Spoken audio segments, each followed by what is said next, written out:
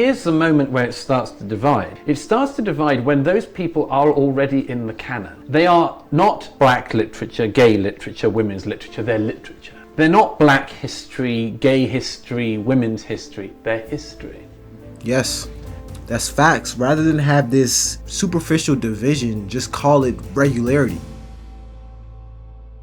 To someone who said, because you acknowledge that perhaps we painted history in a jingoistic way previously and we're working towards making it more honest, an honest representation of history. But what would you say to someone who would say, well, this is the moment when kind of ethnic minority people, women, LGBT people are now getting their fair hearing, and that this is just people that are very uncomfortable with having that increased representation, reacting against that? Well, I mean, the first thing is, I do think a lot of people who make those claims need to know more. I'm getting rather fed up of people who've only just discovered things, presenting it as if everybody else is as ignorant as them.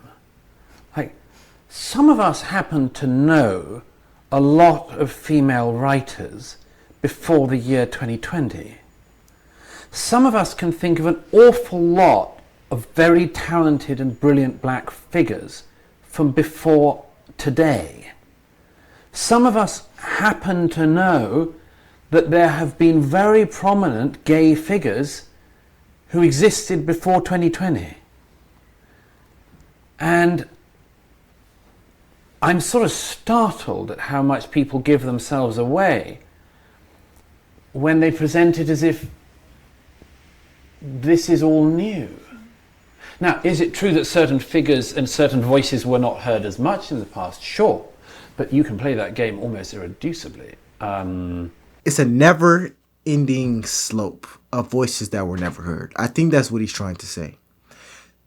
And he's right. Prior to the past, I believe there was a uprooting within the past 4 to 5 years of people coining the phrase white privilege or affirmative action, phrases where basically you're giving a leg up to minority community and sort of an attack, because the term white privilege kind of is an attack to modern day, I guess, white Americans. And the problem that I've personally noticed in it is that if you have the phrase white privilege, it implies that there's an inherent privilege to being white. But in society, if you look at the average white American, they, for one, they aren't even the richest demographic of American. and they're not even the richest demographic of American. First, it's Asian Americans, and then Indian Americans, and then white Americans. If I'm wrong, let me know in the comments. However, if you're using this phrase, it's kind of insulting to the average Caucasian American who just lives their day-to-day lives trying to look out there for their family and better themselves, because they don't look at their life of having privilege. They look at their life as, I'm just normal. I just wake up and do what I'm supposed to do. I don't think I live a spectacular life, which majority don't. They literally don't. I'm not saying that to pick a side. It's just objectively true. Majority people in America don't live an extraordinary life. They live an average life. So this phrase has become more prominent. However, the benefits to being white, I mean, majority just live normal lives. There is no benefit. It's just normal. So imagine this. You have a normal existence, but people are telling you that you have so much privilege when you look at your life. And it's just, you go to work, you drive, you pay bills, you have debt. But anyways, let's continue. And by the way, another thing worth pointing out in that is there are a lot of lines we don't play that along now. For instance, you can very easily say that the history of literature and politics has to a considerable degree underrepresented the working class. You can say that in almost every country. Let's go a little further down that road. You can certainly say that people who are illiterate have been not well represented throughout history, or people born to the worst imaginable circumstances, irrespective of any other issue, have been poorly represented in literature, government, and so on. There are lots of ways in which we could do this, Now, the way in which we've decided to focus on it, for all sorts of reasons at the moment, is let's focus on it on gender, race, and sexuality. But, I mean, history was a mess for almost everyone. You know, it's one of the reasons why I revolt at the impression given that, for instance, white privilege existed throughout the past, and it was something that excluded black. Most people in this country did not have an easy 14th century or 15th century or any other century up to the present. You know, you only have to go 2 generations back to people who, you know, didn't have basic sanitation in this country. In our own lifetimes, 1 in 5 people were leaving British schools functionally illiterate. So there's a lot of problems we can identify. And I'm not minimizing any groups' sufferings in that.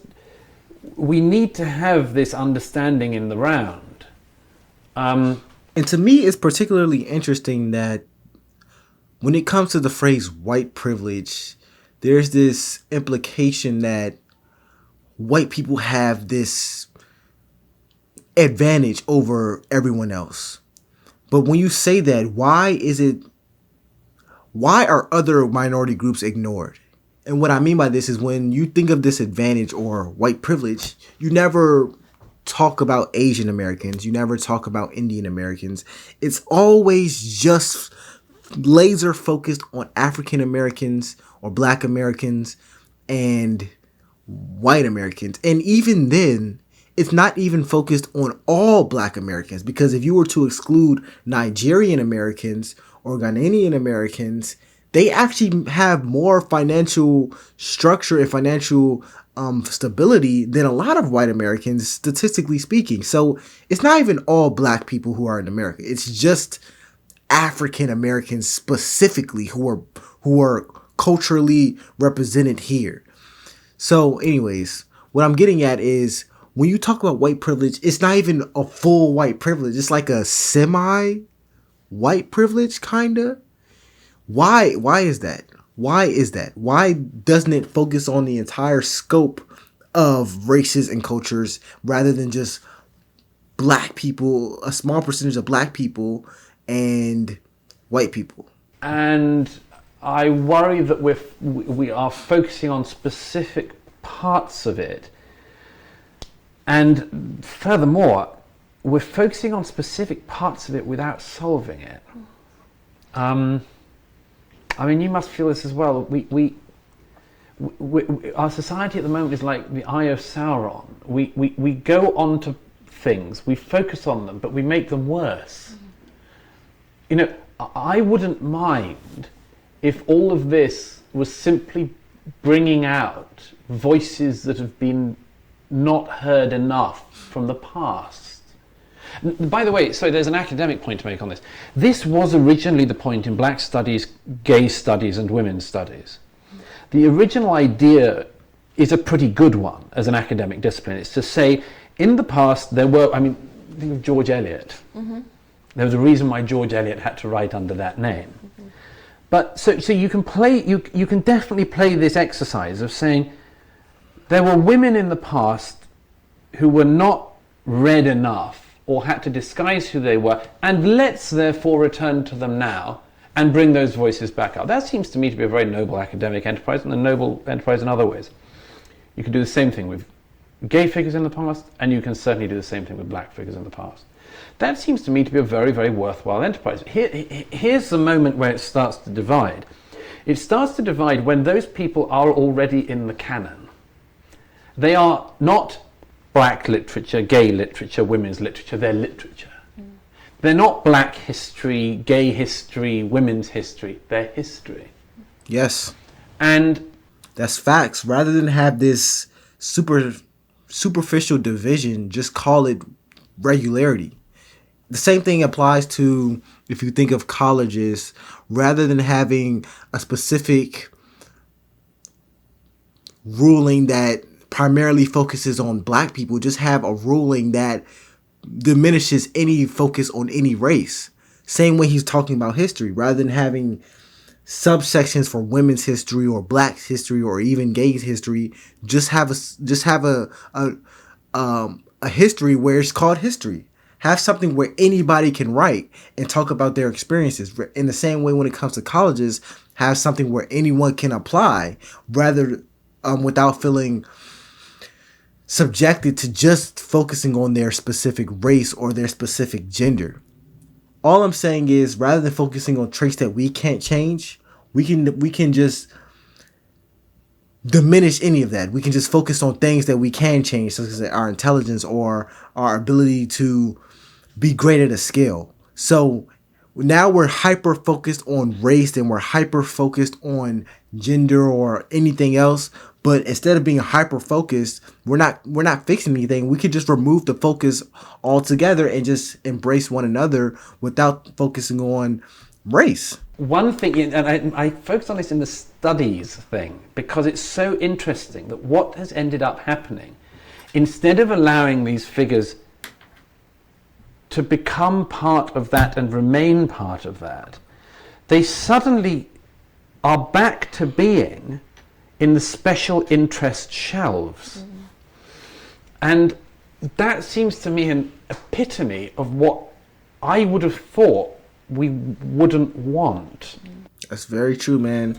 Let me know if you like this video. It's LFR Jojo, and I'll see you in the next one.